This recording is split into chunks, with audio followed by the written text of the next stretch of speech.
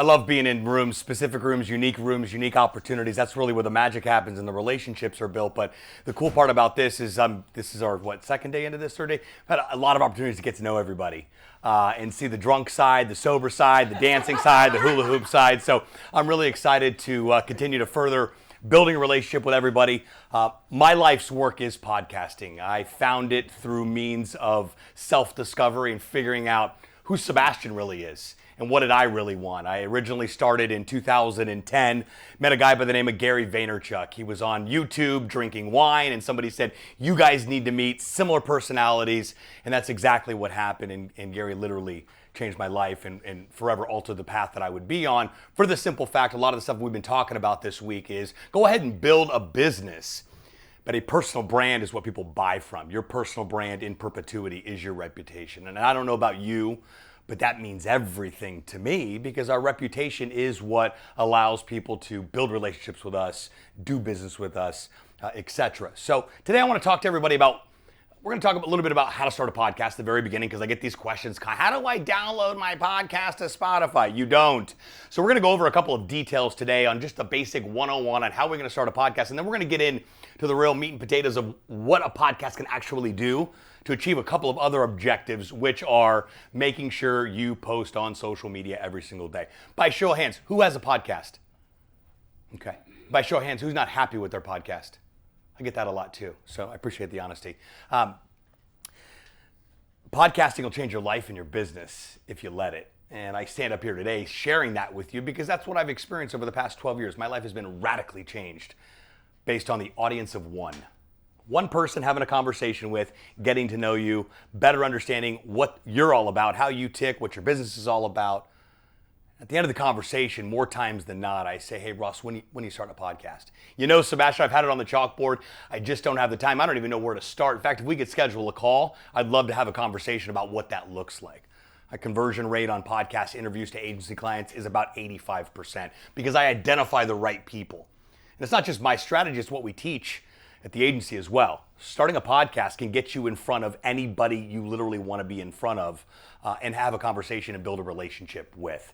They don't see you coming. They see you coming saying, hey, Jeff, I got something to sell you. Can we schedule a call? No, I have 900 of you asking me the same exact question. Jeff, love to get you on the podcast, man. Love what you're up to. I've been following you for a few years now. Would love to share your story and further our relationship. It's a slam dunk more times than not for that. So we'll talk a little bit about how all that works. But first of all, I just want everybody to just sit for a second and just think about what's possible. Just imagine what's possible by being able to have a podcast that allows you to get in front of people, have conversations with people that you actually want to have conversations with, and then being able to do business with them. What's possible? What's on the other side of a podcast? This isn't just start a podcast just cuz. Everybody wants to start a podcast just cuz. Everybody wants to be the next Joe Rogan. I want to be the next Sebastian Rusk. I don't know about you. For a long time, I would run around. I used to bow ties and the whole get up when I was building my first brand, Social Buzz TV. Again, personal brand. People will forget about you instantaneously. And I knew I wasn't going to allow that to happen. With my energy level and enthusiasm and a bow tie, usually I had a camera with me. They always let me in the door. Thankfully, that really helped me pave the way for my personal brand, so much to the point that I could retire the bow tie, extremely uncomfortable, and never have to wear it again. But it gave me enough credibility that when I decided to go all in with podcasting, it had already paved the way for me a little bit where I didn't have to necessarily say, hey, look at the bow tie. Hey, look at me over here. It got a little bit easier as it goes. But I want you to just think about what is possible by saying, you know what? I'm going to start a podcast. 9 times out of 10, who's terrified of speaking? Public speaking. Be honest. It's okay. I don't judge you. Okay, great. You know people's number one fear? Public speaking. You know number 2? Dying. So riddle me that one real quick. That's the reality. And my point with that is that podcasting is the same way. You're still in front of a camera, you're still in front of a mic, and that inner critic is going crazy. I'm going to look like shit, sound like shit. Nobody's going to listen. I'm not Joe Rogan. I'm not this. I'm not that. And when we silence that inner critic and really step into who we are and who we can become as a podcaster, everything starts to change. You experience that a lot with your clients getting on TV. I want to get on TV, but oh my God, lights, camera, action. They're real. Those studios are freezing. Those lights are real. They are warm, and you are nerve-wracked up. You have to be prepped to be able to go do that. So part of what we get to do is help people step into that version of yourself. A lot of mindset, a lot of commitment, a lot of what are we really doing here? We're not just starting a podcast to join the masses. We're starting the podcast to completely change the trajectory of our business brand and who we get to become as a human being. So what's possible? New business, more exposure, consistent content. We're going to talk about that today. And again, new relationships. But why? It's the first question I ask somebody when they reach out. Sebastian, I want to start a podcast. Why? If you can't sell me on starting a podcast, you think you're going to sell the world? Because if I'm not buying it, nobody's buying it. And I'm not trying to be a stickler or poo-poo on all of your ideas and dreams, but I want to make sure that you are anchored into why you start a podcast. Why do I start a podcast? Because I love telling people stories and I love building relationships with people and I love going on a different path than the norm of what they actually do and getting to know a human being. Oh, imagine that. The sales process takes care of itself once you do that. But why do I help people start a podcast? It's just incredible to see what people are able to become because they make that decision to say, hey, you know what? I'm starting a podcast because I said I was going to. If Steve Jobs 25 years ago, 30 years ago said, I'm creating this little device, this little computer that you're going to carry around in your hand and put in your pocket every single day. You're going to be able to do these things called text messages. You'll be able to send photos, images, surf this thing called the World Wide Web. There was a lot of naysayers saying this guy is completely out of his tree. Steve Jobs says the iPhone is going to be a thing because I said it's going to be a thing. So making a decision and choosing that and being non-negotiable with yourself, don't worry about the noise. It'll always be there. It's not going anywhere. I want to remind everybody, and I do this with every single one of my talks, as elementary and as woo as it may be, I want to remind every single person in there that yes, you can. Yes, you can start a podcast, write a book, get on television, launch your personal brand, because somewhere along the line, someone told us we couldn't do something, and we believed them. And then we took it a step further. We started to live our lives according to that person telling us that we couldn't do something. So today, let's just set the record straight and can we all agree, say yes or yes, that you can do whatever you put your mind to and that you make, more importantly, that you decide to step into. All right? So here's why you should start a podcast. Allows you to tell your story, allows you to serve others and your community, allows you to build relationships, allows you to create a platform to connect and serve, and it also allows you to become a media company as a brand. I heard a tip last week at a gig that I had in Tampa.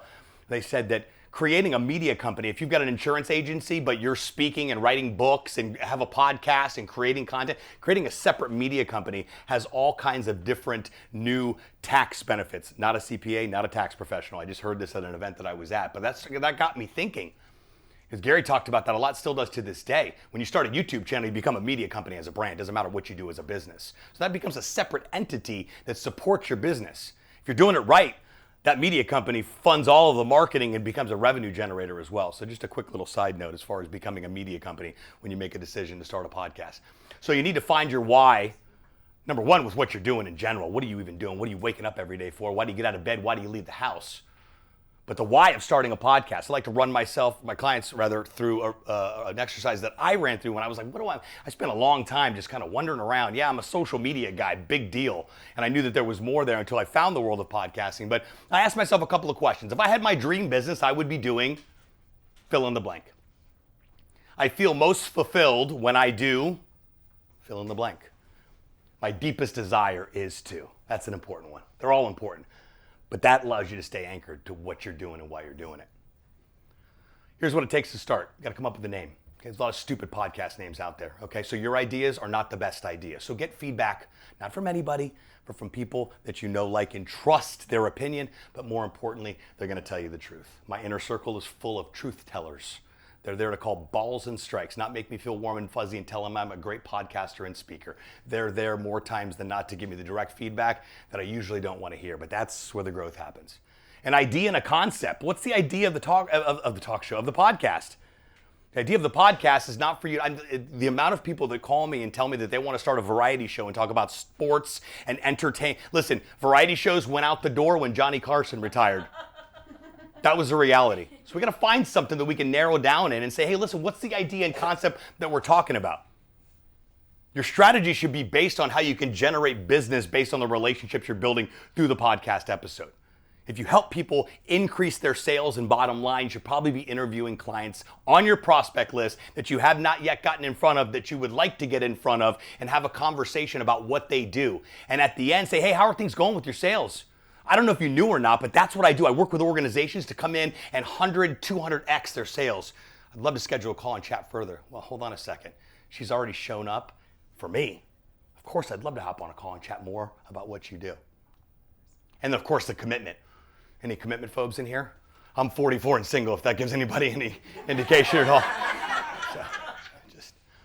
So your name, it's got to be catchy, it's got to be relatable, and it has to complement your brand. I host 3 shows right now. I don't recommend doing that. I'm not the norm, though. My main show is called Beyond the Story. I like to go beyond what the actual story is of my guest. Kind of jives with what we're doing. Grit Daily is the name of the media outlet that I host the show for. I'm partners on out of New York. They cover the world of startup and Web3. And then Web3 Sucks. Well, it kind of just goes with the brand of Podcast Suck. My first book was Social Media Sucks. Second one was Podcast Suck. So I thought, why not? I want to learn about the world of Web3. Got hired by Twitter for a 90-day campaign with Twitter Spaces. They brought 120 creators in to get in there and use Spaces and break them, etc. I'm like, well, if I'm going to host 2 shows a week, I'm going to turn this into a podcast. Web3 was really popular last year before the crash and winter arrived.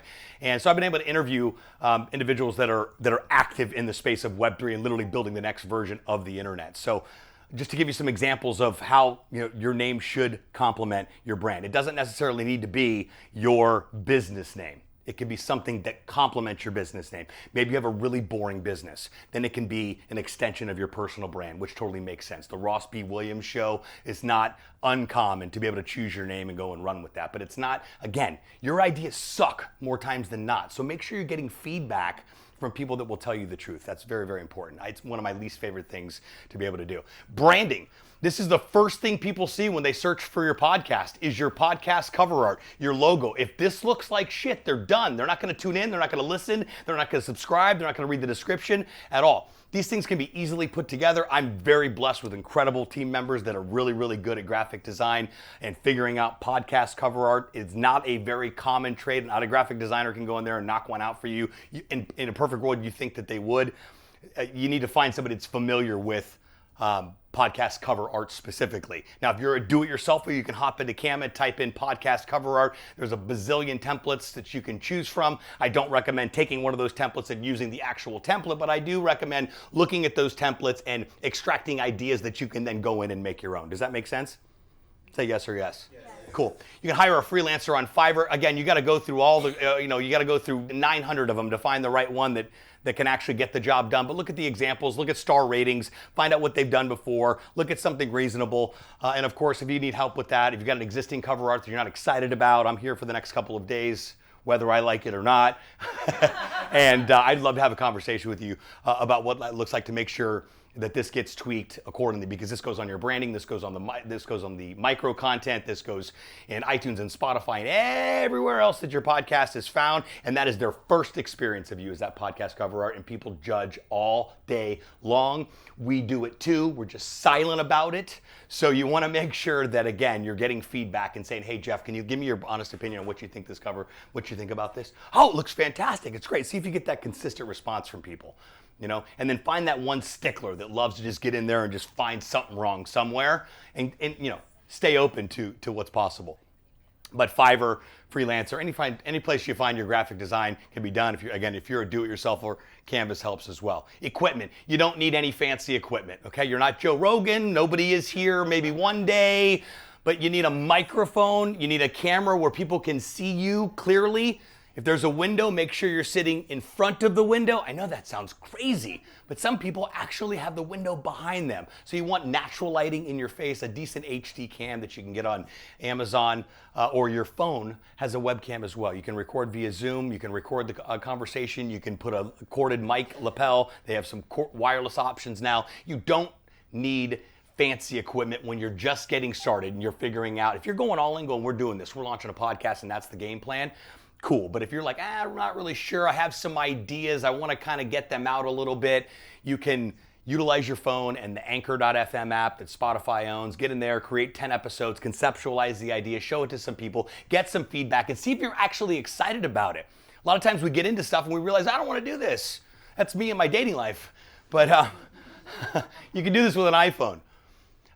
If you want to step it up a little bit and be a little more professional and improve your sound quality, you can use a USB mic. Blue makes great mics. The Blue Yetis are probably one of the most of you are familiar with. I started with the Blue Snowball way back in the day. It's a $50 mic. The Blue Yeti is about, $75 or $80. Excellent sound quality. And also you can put it on a mic boom or a stand as well. It's a little heavy, but it does travel well. And again, keeps your equipment budget under $100.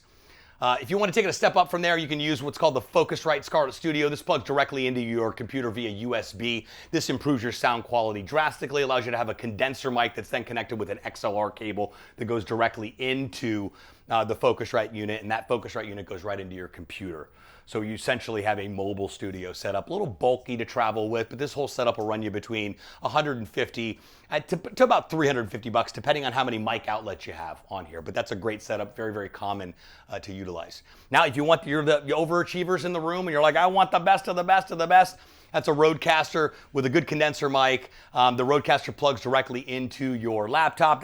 And those can be used all of this equipment can be used for your Zoom calls too. So in addition to recording podcast episodes, you sound good, you look good, you have a remote dial in for media opportunities. I'm all dialed in. I have a studio too. I'm a podcaster, but my studio is set up in a couple different areas, but my main shot is a brick wall with an on-air sign and one of Gary Vee's V Friends, actual physical toys in the back on there. And just a good, not too busy, but it looks good. And I put some lights to complement the brick and everything. And when people say, wow, you're like a real podcaster, you got a decent looking setup in the back there, okay? Distribution, podcast hosting. Let's talk about this for a minute here. We'll get to your question at the end, right? No one uploads their podcast to iTunes or Apple Podcast or whatever they decide to call it these days, or Spotify anywhere. Your podcast is distributed to these platforms via podcast hosting. So think YouTube. You upload a video, you have a title, you have a description, you have keywords of that video. Same thing operates with podcast hosting. You got a title of the episode, description of the episode, which should be your detailed show notes of the episode, and any relevant keywords to that episode. Once you upload your podcast episode to your podcast hosting account, it then gets distributed to all of these platforms that you're seeing right here, and that's only a couple of them. There's probably 18 or 20 now. 75% of podcasts are consumed on Apple. Another 15% on Spotify, and the other 10% trickles down through the other listening platforms like iHeartRadio and the other ones available out there. I personally use Simplecast. It's $15 a month, flat rate. I have no idea why Buzzsprout and Libsyn charge per storage, and if you use more storage, you pay even more. You find yourself upgrading weekly if you're recording more episodes. Simplecast is, simple. They got great websites, decent tracking and analytics for as much as you need when you're first getting started. All I need is how many people listen to the frickin' episode. That's it. It's cool, countries and demographics and all that fun stuff, but I just want to know how many people are actually listening to your podcast. So our preferred vendor is Simplecast, just for the fact that all my shows are hosted there, and then all of our clients' shows are hosted there too, because they don't know where they go anyway. They're like, where should I host my podcast? And we strongly recommend Simplecast, and my team's extremely familiar with Simplecast, so we're able to facilitate all the back-end production. Sorry, wasn't sure if I was supposed to pose or not. Interviews. I get asked this a lot, especially how do I interview somebody? To me, it's second nature, but that's my gift. So I'm a little different from the norm on here. But I really started to think about this, and I learned this from the great Larry King. And Larry King had an 80-20 rule. And the 80-20 rule is your guest should be talking 80% of the time, and you should be talking 20% of the time. And I joke a lot, and I comment on Facebook, especially in our mastermind group, and I say, podcast host, you have one job: to shut the fuck up and let your guests talk. Because I was on an interview a couple weeks ago. I swear the host talked for the first 10 minutes. I was like, Doug, are you interviewing yourself or am I on the show? I didn't say that. But I was thinking it. So 80-20 rule. Your guest talks 80% of the time, you talk 20% of the time. Some other knowledge I gained from Larry was Larry was an incredible interviewer, probably one of the best to ever do it. Seacrest as well, who was a mentor to him. But being able to extract, hey, really, so why did that happen, Ross? Let's talk more about that. Help me understand a little bit more about that part of the actual question that I got done asking, or the answer that they got done giving. So you're able to dig in a little bit more. But the common mistake people make, and I've been guilty before, is your guest is sharing a story or answering a question that you've asked, and your brain automatically goes to, I remember when I did something similar, so let's talk about that. And then we've completely just eliminated the 80-20 rule because we're right back in it. We're trying to make it all about ourselves versus all about the guest. And more times than not, your guest can feel that. as well. So self-awareness, grossly underrated these days. So being self-aware of the conversation, what we're talking about. The old adage my mom used to say to me when I was little, she still says it to me today, if you think you're talking too much, you are. Marketing a podcast, not the easiest task on the planet. Why? Because, well, we have a link to market. That's about all we have, a link and your podcast cover art. So we've got to get creative. That's why micro content, we're going to talk about that in a minute here, helps us really achieve the objective of getting the word out, but also making sure that we're branding the show consistently as well as the episodes. Being a guest on other podcasts, a great way to market your podcast or your brand. Most people want to talk about their offer, their brand, exactly what they're doing. I recommend marketing your podcast because that's going to get people in the door. It's going to keep them there versus just another sales pitch. Sure, I'll click your link, scan your QR code, yada, yada, yada. Creating micro content, your guests sharing the content, which they never do, but just ask them and get a firm commitment. And say, hey, Heather, if I'm going to get you on the podcast, we have a bunch of micro content we're going to chop up. I'm going to tag you accordingly. Do you have a problem sharing that content, tagging us as well? And I'll scratch your back and you scratch mine. Is that fair enough? Cool. And then when you don't go do that, say, hey, Heather, remember that conversation we had before the internet? I just want to see if you were able to post the content. More times than not, they're not going to do it. But at least try and get the commitment that they're going to actually share the content from the episode that your guests, that they were on. And you can run simple ads too. My buddy Dennis Yu has a $1 a day model that works extremely well on any type of content you're looking to push out. You spend $1 a day on Facebook boosting the post or promoting the post.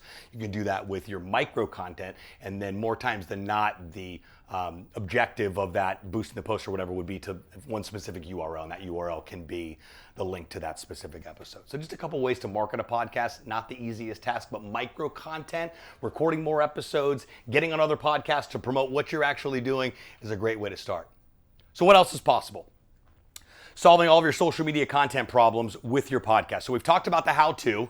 Everybody feel like they kind of know how a podcast comes together, or at least initial, pre-101, if you will. Now let's talk about what happens once we have a podcast episode. What's possible there? Because what we're able to do is we're able to take one podcast episode that's 30 minutes long and chop that up into micro content, whether it's 30 seconds, 90 seconds, a minute long, and come up with several pieces of content. This is a huge, huge, huge Gary Vee hack, and he still talks about it to this day. He tells everybody, it's a little extreme. You should be creating 100 pieces of content a day. He also has a team of 25 just on Team Gary Vee. So it's a little easier than the average person doing that. But let's just say, we create 3 pieces of micro content per episode for our clients. So we're giving you 12 pieces of content in addition to producing the show. And then we also enable your team too. So if you've got a PA, a helper, social media person, let's loop them into this podcast launch process. Let's teach them exactly what we're doing to create this micro content and the hacks we have so that they can double down on exactly what we're doing. And you guys have more content that you know what to do with per episode. But more importantly, 12 months from now, we do 4 episodes a month. Over the course of 12 months, we get 60 episodes. That's 180 pieces of content at the end of the year. And if you're keeping all of that in your project manager or wherever you store all of your content, you now have a library. Very rarely do I have to go create new content on a daily basis. Why? Because I have carousels and images and video clips and reels that we've created over the past 2.5 years that I can just go back in there, pull from, say something different about it on a post, and repurpose that content. That doesn't mean stop creating new content, but the more the merrier, because the more time goes on, this stuff becomes evergreen.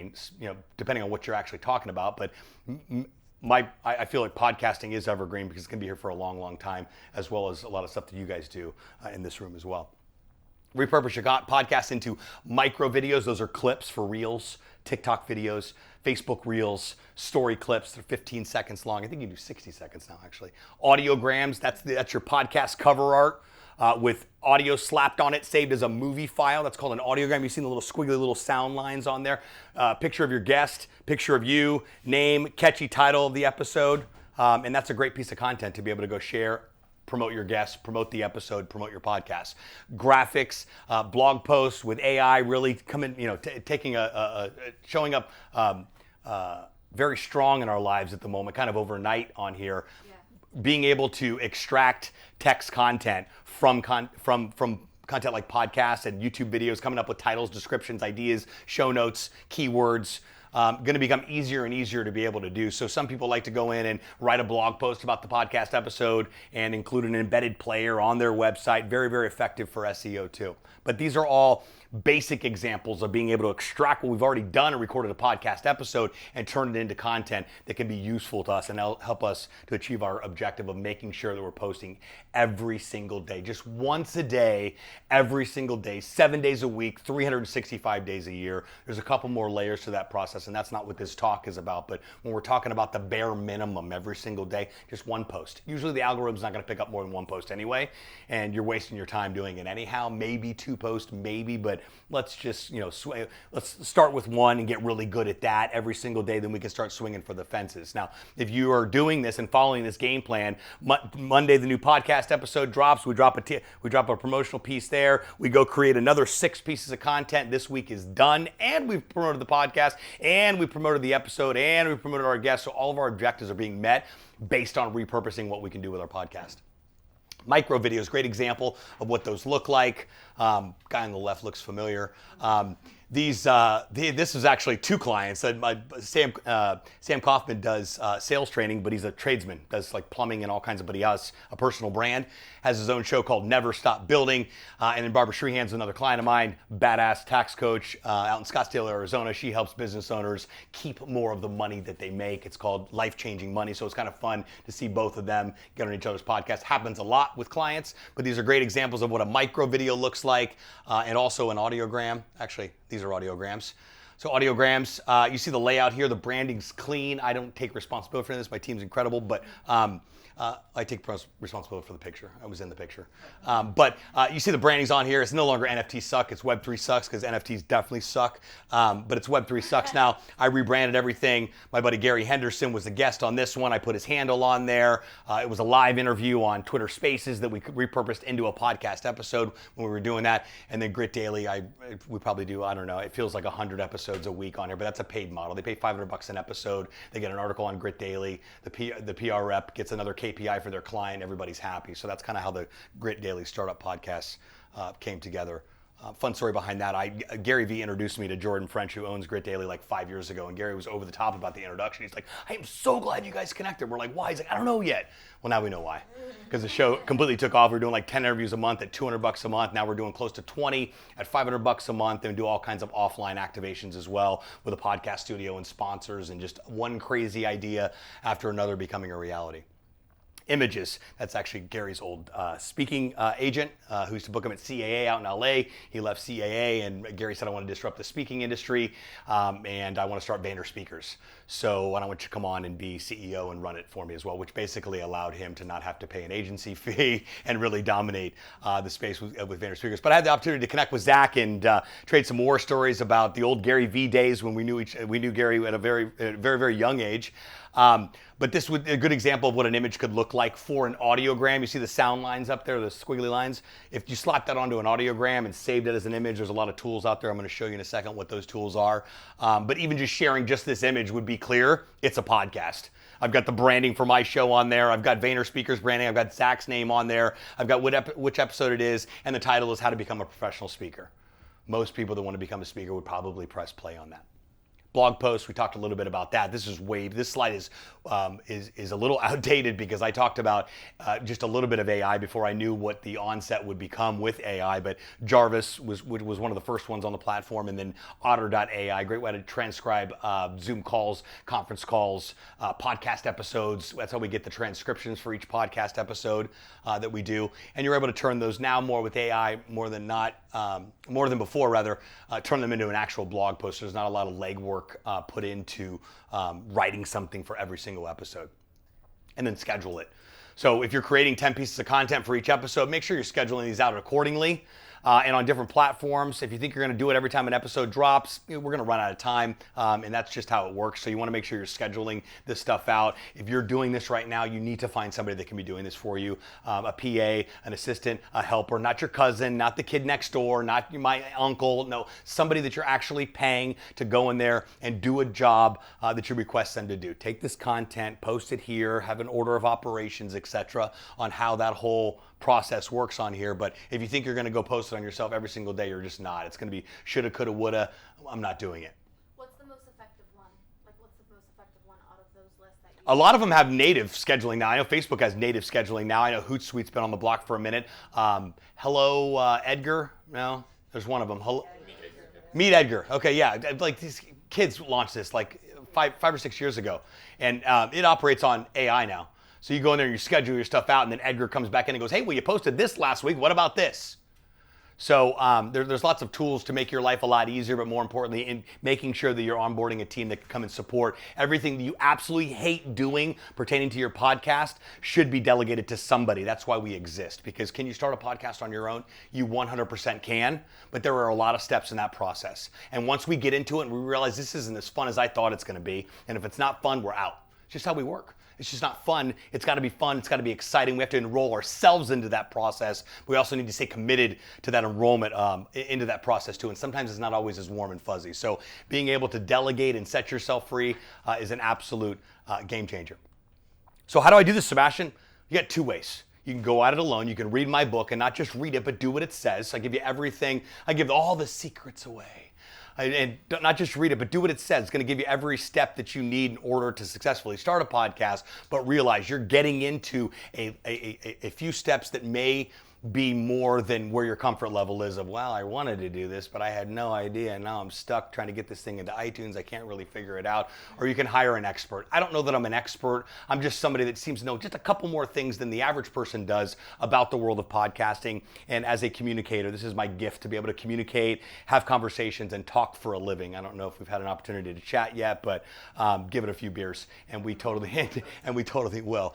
So the Podcast Launch Lab exists to be able to help people do just that. We take you from idea to iTunes in 90 days or less by successfully starting a podcast with our launch program, and then we support you ongoing with our incubator program, doing all the back-end production and heavy lifting. So if you want to have a conversation about that, again, I'm here until Thursday, whether I like it or not. I'm glad that I am, though. So let's find some time to have a conversation about what's possible there. You can also scan the QR code to bring you right to my calendar. That URL, if you're taking notes and it doesn't work because of internet, is podcastlaunchlabnow.com. So for that, thank you. Thank you.